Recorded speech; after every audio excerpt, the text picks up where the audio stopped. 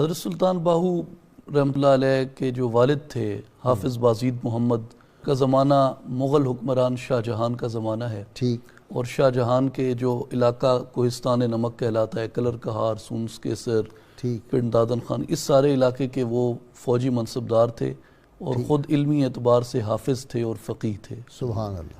آپ کی جو والدہ تھیں بی بی راستی رحمۃ اللہ علیہ، وہ خود ایک ولیہ کاملہ تھیں، اور ان کا کمال یہ ہے کہ انہوں نے اپنے فقیہ شوہر کو اپنی ازدواجی زندگی میں ایسی تربیت دی کہ وہ دنیا سے ولایت کی طرف آئے. اور پھر ان کی آغوش میں جس بیٹے نے پرورش پائی وہ سلطان باہو ہوئے.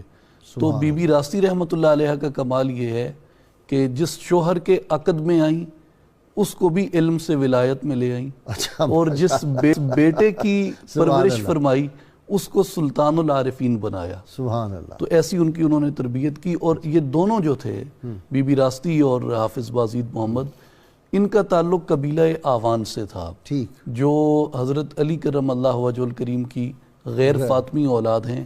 اور پہلے یہ حجاز سے ہجرت کر کے بغداد اور اس طرف آئے، اور پھر وہاں سے یہ ہرات میں آباد ہوئے. کچھ عرصہ ہرات میں مقیم رہے. پھر جس وقت سلطان محمود غزنوی نے کیمپین کی ہندوستان میں، تو ان کے ساتھ یہ لوگ یہاں پہ آئے اور کوہستان نمک میں آباد ہوئے.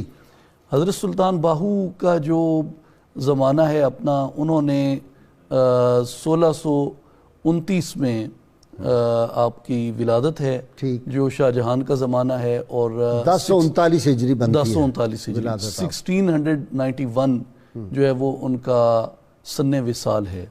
اور جو آپ کا مقبرہ ہے پہلا وہ شورکوٹ میں تھا، پھر اس کے بعد آپ کے اچھا یہاں پھر شفٹ ہوا، یہاں پہ پھر بعد میں ہجرت ہوئی. اچھا. اور آپ کا اچھا جی، یہ جو ایک جگہ میں نے پڑھا ہے کہ حضور رحمت کونین صلی اللہ علیہ وسلم نے خود حضرت سیدنا عبد القادر جیلانی کی ڈیوٹی لگائی کہ آپ ان کی روحانی تربیت کریں. جی ایسے ہی ہے، بالکل ایسے ہی. حضرت سلطان باہو رحمۃ اللہ علیہ تلاش مرشد میں جس وقت نکلے تو آپ کہتے ہیں میں نے 30 سال مرشد کامل تلاش کیا، لیکن مجھے صاحب کرامت اور صاحب مقامت بہت ملے. اچھا. لیکن ایسا مرشد نہیں ملا جو میرے پیمانہ طلب کو لبریز کرتا.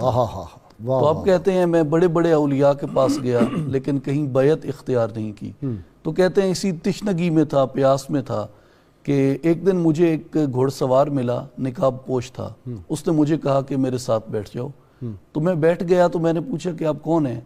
تو اس نے مجھے کہا کہ میں علی ابن ابی طالب ہوں رضی اللہ عنہ، اور میری ڈیوٹی تمہاری رہنمائی کی لگی ہے، اور اپنی آنکھوں کو بند کر لیں. اور آپ فرماتے ہیں کہ جب میں نے آنکھیں کھولیں تو میں مجلس مصطفیٰ صلی اللہ علیہ وآلہ وسلم میں تھا. سبحان اللہ. اور وہاں آپ فرماتے ہیں کہ روحانی طور پہ دست بیعت کرد مارا مصطفیٰ، ولد خود خواں دست مارا مجتبہ، کہ مجھے رسول اللہ نے دست بیعت فرمایا اور پھر مجھے اپنا روحانی بیٹا فرمایا. پھر آپ فرماتے ہیں کہ خاک پویم از حسین و از حسن، معرفت گشتست برمن انجمن. پھر میں نے حضرت امام حسن اور امام حسین کے قدموں کے بوسے لیے اور اس سے معرفت میرے اوپر مکمل ہو گئی.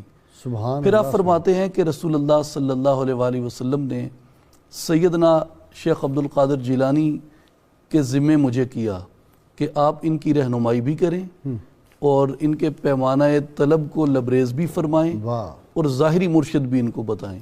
پھر آپ نے ظاہری بیعت جو کی وہ بھی اصحاب خفا میں سے تھے. وہ اورنگزیب کے دربار کے مصاحبین میں سے تھے اور کسی کو معلوم نہیں تھا کہ وہ اپنے وقت میں اس درجے کے بزرگ ہیں. اور وہ بھی سیدنا شیخ عبد القادر جیلانی کی اولاد سے تھے. سیدنا عبد الرحمن ان کا نام ہے، دہلی میں ان کا مزار ہے. تو وہاں پہ پھر آپ نے حضرت شیخ عبد القادر جیلانی کی رہنمائی پہ ان سے آپ نے ظاہری بیعت اختیار کی.